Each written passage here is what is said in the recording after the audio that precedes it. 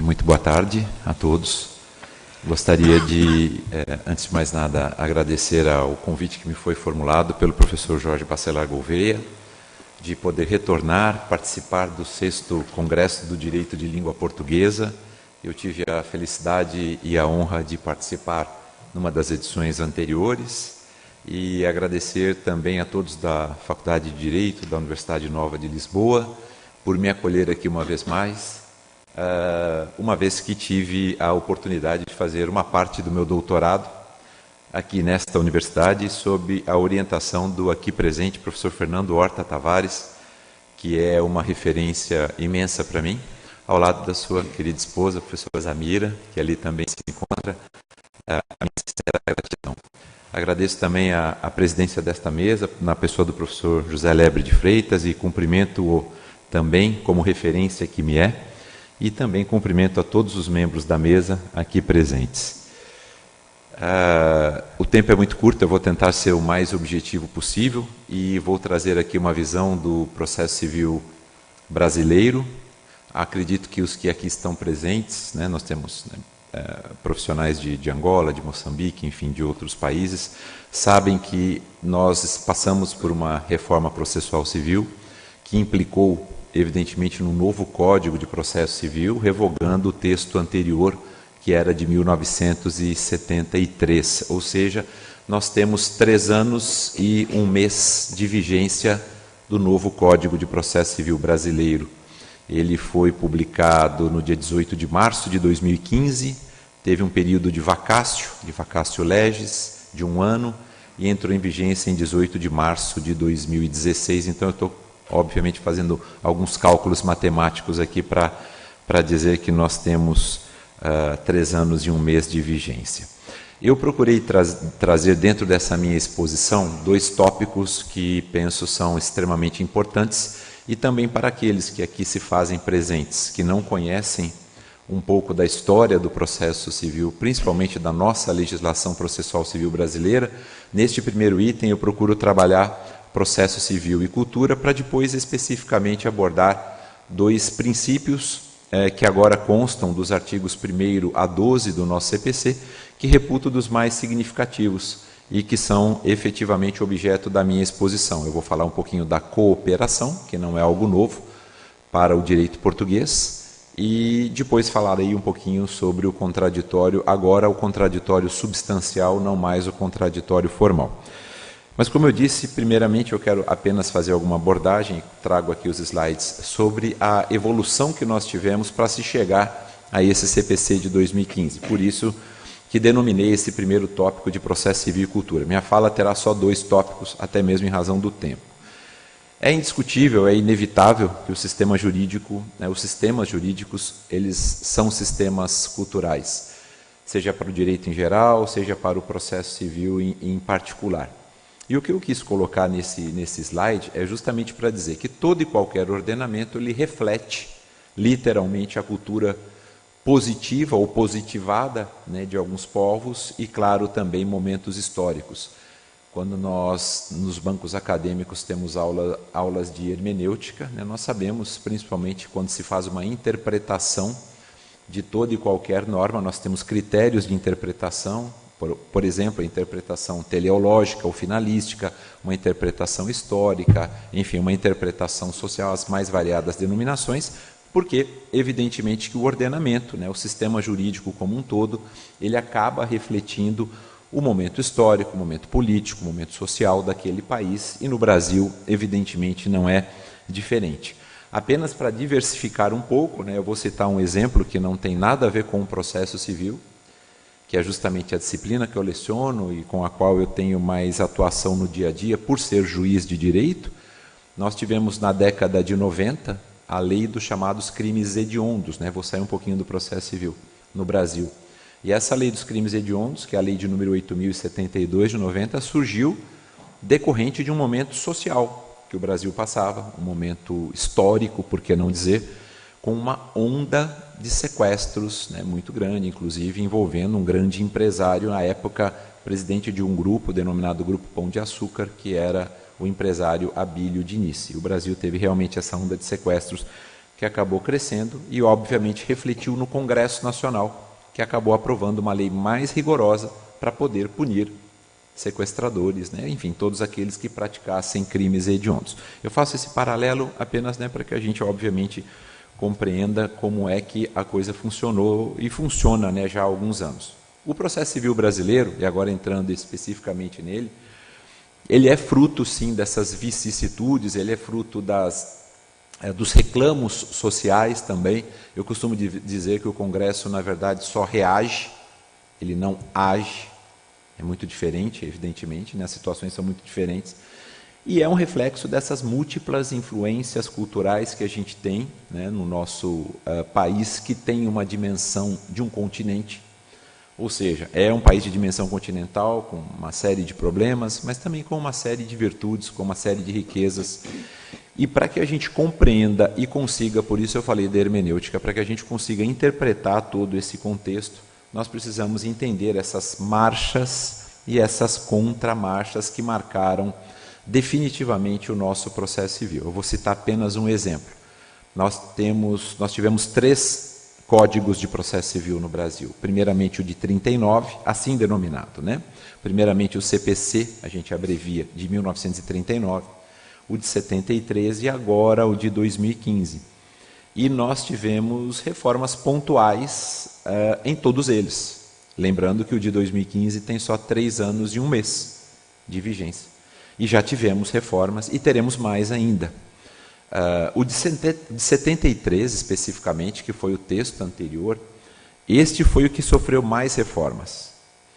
Tanto o é que no Brasil a maioria da doutrina o denomina ou denominava de um código de processo civil que se constituía numa colcha de retalhos, de tantas reformas que nós tivemos, né?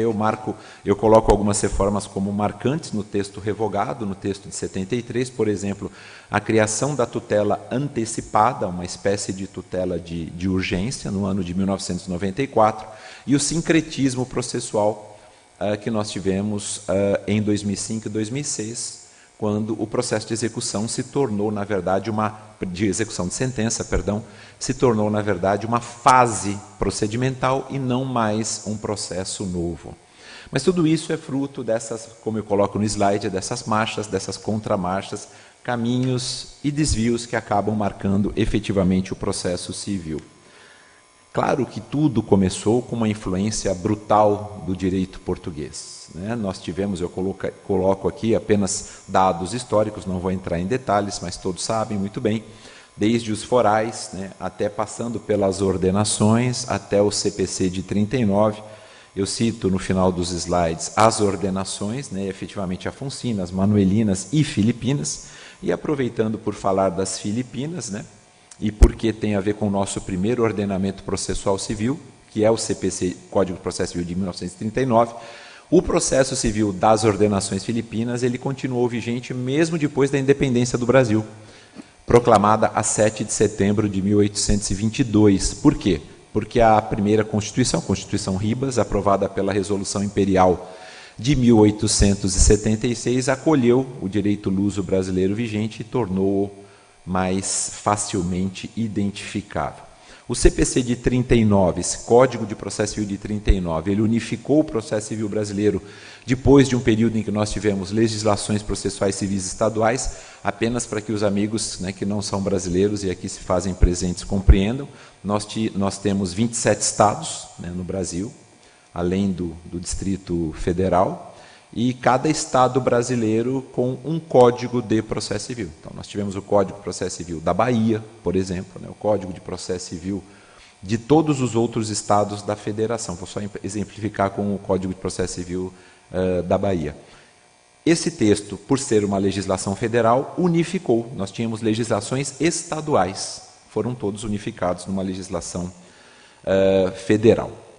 Passando já para o de 1973, ficou evidente, né, inclusive o nosso CPC de 73 teve como autor do seu projeto o então ministro da Justiça, Alfredo Buzaide, tanto que o nosso código era chamado de Código Buzaide, ainda o é, né, até hoje, e era um código que tinha um reflexo muito grande da processualística alemã, do final dos 800, e também da processualística italiana, na primeira metade dos 900. O professor Luiz Guilherme Marinoni, que é um processualista brasileiro, ele chega até a comentar em várias de suas obras, quando ele trata da origem do processo civil brasileiro. O professor José Rogério Cruz Itucci, também professor da Universidade de São Paulo, que a influência da doutrina e do direito italiano era tamanha no nosso CPC de 73, e essa frase que eu coloco aí embaixo no slide é um reflexo disso, que chega-se a observar, por exemplo, a recomendação pelo então ministro da Justiça, Alfredo Busaide,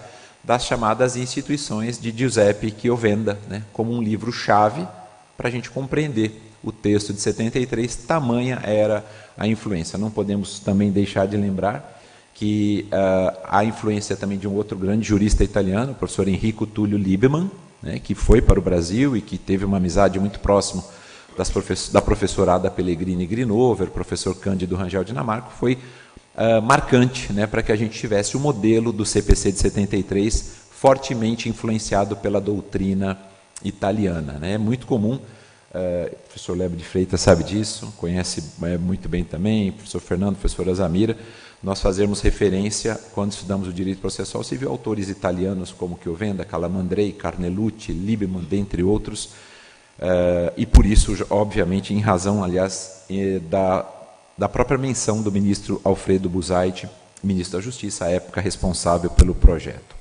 O CPC de 73, ele trazia, para que todos tenham noção, trazia 5 livros dentro dele. Ele era dividido em 3 livros, chamados de processo de conhecimento, processo de execução e processo cautelar. Tinha um 4º livro que não se chamava processo, porque ele tinha um aspecto mais procedimental, e aí esse livro foi denominado de procedimentos especiais, que trazia algumas ações com ritos procedimentais especiais, com ritos diferentes. Eu cito alguns exemplos: as ações possessórias, um rito diferente das ações, antigamente nós chamávamos de procedimento ordinário, não existe mais essa denominação. Os embargos de terceiro também, enfim, as ações monitórias, várias outras ações. Mas essa era a divisão do nosso Código de Processo Civil de 73. O que fez o de 2015, o atual? Conforme eu menciono aí para todos, nesse slide, dentro desse Estado constitucional, ou de um pseudo, eu prefiro chamar assim, Estado democrático de direito, a ideia do legislador foi justamente trabalhar o novo código sob 2 vieses. O primeiro viés, a densificação, como está aí no slide, do direito de ação, como direito a um processo justo, seja lá o que a gente pode chamar de justo, ou invocando os italianos o giusto processo, e também um direito à tutela jurisdicional adequada, efetiva e tempestiva. Claro que a gente fala de direito de ação, mas eu também estou me referindo ao direito de defesa como um todo. E é daí que vem efetivamente o objeto dessa nossa fala. Nós temos, por exemplo, essa dupla dimensão baseada, caracterizada no artigo 6º, que trata do princípio da cooperação, e nós temos agora um sistema de precedentes, embora parcela da doutrina entenda que o nosso Código de Processo Civil não é nem sistematizado e que a gente ainda nem saiba o que são precedentes, até porque a ideia de formação de precedentes, ela vem principalmente dos países de common law, e nós somos originariamente, o Brasil, um país filiado ao sistema de civil law. Na minha opinião, particularmente, aí eu falo não só como professor, vou falar como magistrado também, entendo que sistemas de civil law e common law têm muito mais convergências do que divergências, como muitos preferem proclamar. É claro que nós estamos evoluindo em relação ao sistema de precedentes. O Brasil não é um país com essa tendência. E a formação da ratio decidendi nos precedentes é um problema muito sério no Brasil, muito sério. Na verdade, não se sabe o que são fundamentos determinantes, não sabem diferenciar ratio decidendi. Isso é um problema muito sério que a gente tem, principalmente nos nossos tribunais superiores, principalmente no Supremo Tribunal Federal, e claro, isso se espraia também para o Superior Tribunal de Justiça. E o meu último capítulo, meu último item, nesta minha singela e breve fala, é justamente falar dessa importância da base principiológica, do contraditório e da cooperação. O nosso Código de Processo Civil de 2015, ele tem o dobro de livros, para que todos tenham uma ideia, o dobro de livros que nós tínhamos no Código de Processo Civil de 73. Eu esqueci de falar, no Código de Processo Civil de 73 nós tínhamos 4 livros, mais o 5º livro, que é um livro que fala das disposições finais e transitórias. Agora a gente passa a ter 10 livros dentro do Código. Remontando o que nós tínhamos no CPC de 39, nós temos uma parte geral e uma parte especial. E dentro dessa parte geral é que nós temos as chamadas normas fundamentais do processo civil. Dentro dessas normas fundamentais, que é justamente a base principiológica, optou o legislador brasileiro por repetir ali princípios que nós já tínhamos na Constituição Federal. Eu vou dar um exemplo para vocês, para todos os queridos amigos que aqui se encontram. O princípio do contraditório é repetido dentro dessa base principiológica. O princípio da fundamentação das decisões judiciais, que é previsto na Constituição, repete-se numa legislação infraconstitucional, como é o nosso Código de Processo Civil. O princípio da duração razoável do processo, que é uma garantia constitucional, repete-se no nosso Código de Processo Civil. E muita gente questionou, à época, por que nós estamos iniciando uma legislação infraconstitucional, trazendo princípios que já estavam na Constituição. De início, eu confesso a todos, eu fiquei um pouco assim pensativo, também eu falei, achava que era desnecessário, mas penso que o espírito do legislador, se é que eu consegui entender, aquilo que os romanos chamavam de mens legis, né? O espírito dele tenha sido de reiterar aquilo que está na Constituição, e mesmo estando na Constituição, nós não obedecemos.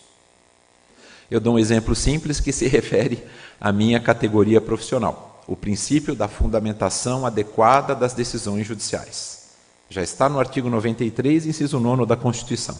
Nós repetimos no artigo 11 do CPC brasileiro, agora, e o esmiuçamos com um sistema de fundamentação exauriente no artigo 489, parágrafo 1º. Por que foi preciso repetir isso no Código de Processo Civil brasileiro? E vou falar como juiz. Porque a maioria dos juízes brasileiros, e aqui é uma crítica que eu faço, não sabe fundamentar suas decisões. Esse é um problema muito sério, porque se você não sabe fundamentar suas decisões, você desrespeita, acima de tudo, o jurisdicionado. Se fundamentar uma decisão é justificá-la racionalmente, e você não o faz, não coloca isso de forma clara, obviamente que o maior prejudicado é o jurisdicionado. Essa é apenas uma crítica que eu gostaria de fazer. Em relação a você positivar no Código de Processo Civil brasileiro, nos seus 12 primeiros artigos, a repetição a esses princípios, a essa base principiológica, hoje, como eu disse, eu entendo que se fez efetivamente necessário. O artigo 6º, que é o que trata da cooperação, e depois eu falo do contraditório no 9º e no 10º, principalmente, o artigo 6º é uma novidade, indiscutivelmente. Não é uma repetição dos demais princípios. Por quê? Porque fica claro agora que nós adotamos o modelo comparticipativo de processo, o modelo dialogado de processo. Um modelo que, em tese, seria adequado a um Estado democrático de direito. O professor Miguel Teixeira de Souza, todos nós conhecemos, jurista português de renome mundial, é, sem sombra de dúvidas, um dos maiores estudiosos do princípio da cooperação. E no Brasil nós temos alguns professores, não vou denominar, especificar um ou outro não, mas nós temos alguns professores que também se dispuseram a trabalhar o princípio da cooperação e explanar como é que viria essa ideia no nosso novo ordenamento processual civil. A redação é muito simples, ela menciona que todos os sujeitos do processo, e aí incluem-se os juízes, evidentemente, o juiz também tem o dever de cooperar, todos devem cooperar entre si para que a gente tenha uma decisão de mérito justa e efetiva dentro de um prazo razoável. Então, esse artigo traz não só o princípio da cooperação, como também traz o princípio da primazia do julgamento de mérito e também da duração razoável. Muita gente pergunta, o que é a primazia do julgamento de mérito? O legislador brasileiro, ele colocou como ponto de partida que nenhum processo deve ser extinto sem exame de mérito, nenhum, se houver algum vício formal e que possa ser sanado. Porque quem busca o Poder Judiciário quer o exame do aspecto meritório. Então, se, por exemplo, falta um instrumento de procuração, falta uma assinatura na procuração que a parte confere ao seu advogado, isso é perfeitamente sanável. Que este vício seja corrigido e que, obviamente, o mérito daquela demanda seja analisado. Seja julgando procedente o pedido, parcialmente, não importa, não importa. Então, esse artigo 6º, para além da cooperação, também trabalha a primazia do julgamento de mérito e a duração razoável do processo. Quanto à cooperação, pessoal, essa é uma opinião muito particular, eu peço vênia, peço desculpas a todos por assim estar expressando, mas é uma opinião muito particular. Penso eu que nós estamos redimensionando o princípio do contraditório, quando eu falo de cooperação no processo brasileiro, no processo civil brasileiro. E por que eu digo isso? Por uma simples razão. Não se tinha a figura do juiz como alguém que participasse do diálogo. O juiz sempre mantendo uma posição equidistante das partes, mas uma postura muito mais inquisitiva, eu posso assim dizer. Por conta do princípio da cooperação, é claro que o juiz tem que ser inserido, como deveria ter sido sempre, no rol dos sujeitos do diálogo processual, de diálogo efetivamente. E quando a gente fala em exemplos de adoção do princípio da cooperação, principalmente envolvendo o juiz, eu trago aqui, menciono 4 para vocês. Por exemplo, que são, aliás, deveres do juiz mencionados pelo professor Miguel Teixeira de Souza. Professor Maurício Cunha entrou a utilizar os créditos do orador precedente. Então, o tempo correu mais depressa do que parecia. Eu peço desculpas, então. Posso só encerrar, professor? Claro, com certeza. Por gentileza. Tem o crédito, não se importa que seja usado. Perfeito. Está concedido. A ação de crédito está feita. Exatamente, a cooperação agora na prática mesmo. Muito obrigado, professores, muito obrigado. Mas eu prometo que eu encerro em mais 3, 4 minutinhos no máximo. Apenas mostrar 4 exemplos de atuação do magistrado quanto à cooperação, esse dever de esclarecimento que eu coloco citando o artigo 321. Esse é um artigo com uma redação inovadora, porque diz assim, o juiz, quando tiver que determinar a emenda de uma petição inicial, ou que ela seja completada, ele tem que indicar com precisão o que é que precisa ser emendado ou completado. Não basta simplesmente dizer, parte autora, você tem 15 dias, agora esse prazo de 15 dias é um prazo de dias úteis, não é de dias corridos. Você tem 15 dias para emendar ou completar a inicial. Não, por conta do princípio da cooperação, o juiz é obrigado a dizer, parte autora, você precisa emendar sua petição inicial porque o valor da causa está errado, porque não tem a qualificação completa das partes, ele precisa explicitar. O dever de consultar, que é esse segundo, pessoal, que está aí no artigo 10, ele tem a ver com o princípio do contraditório. E por que eu falo isso? Eu vou apenas pular um pouquinho, pessoal, e colocar o artigo 10 aí para vocês. Ele diz assim, olha, o juiz não pode decidir em grau algum de jurisdição com base em fundamento a respeito do qual ele não tenha dado às partes oportunidade de se manifestar, ainda que se trate de matéria sobre a qual ele deva decidir de ofício. Definitivamente, o legislador brasileiro adotou aquilo que nós chamamos de contraditório substancial, de dizer assim, contraditório não se resume tão somente à possibilidade de participação, contraditório também se resume ao chamado poder de influência. Para quê? Para evitar aquilo que nós chamamos de decisão hífen surpresa. Ninguém pode ser surpreendido, evidentemente, com uma decisão baseada em argumentos sobre os quais a parte não teve oportunidade de se manifestar. É a primeira vez que nós temos um contraditório substancial, não é tão somente o contraditório formal. E eu encerro a minha fala somente dizendo que o dever de prevenir, esse do 932, parágrafo único, é aquele que fala da possibilidade de correção dos vícios formais. Então, é uma forma de o juiz prevenir e dizer, parte, olha, é preciso corrigir um vício formal para que o mérito da sua demanda seja analisado. Isso está no 932, parágrafo único. E, por fim, aqui eu encerro mesmo, é o dever de auxiliar, quando fala na questão probatória. Eu até conversava um pouco antes com o professor Lebre a respeito. Na questão probatória, é possível que o juiz inverta o ônus da prova, ele aplique aquilo que nós chamamos de distribuição dinâmica do ônus da prova, e se ele assim proceder, percebendo quem é que tem melhores condições probatórias, ele estaria auxiliando para uma decisão de mérito, justa e efetiva. Eu peço desculpas uma vez mais por ter extrapolado ao tempo, agradeço ao professor em razão do princípio da cooperação na prática, espero humildemente ter trazido aqui as minhas singelas considerações. Muito obrigado a todos pela paciência.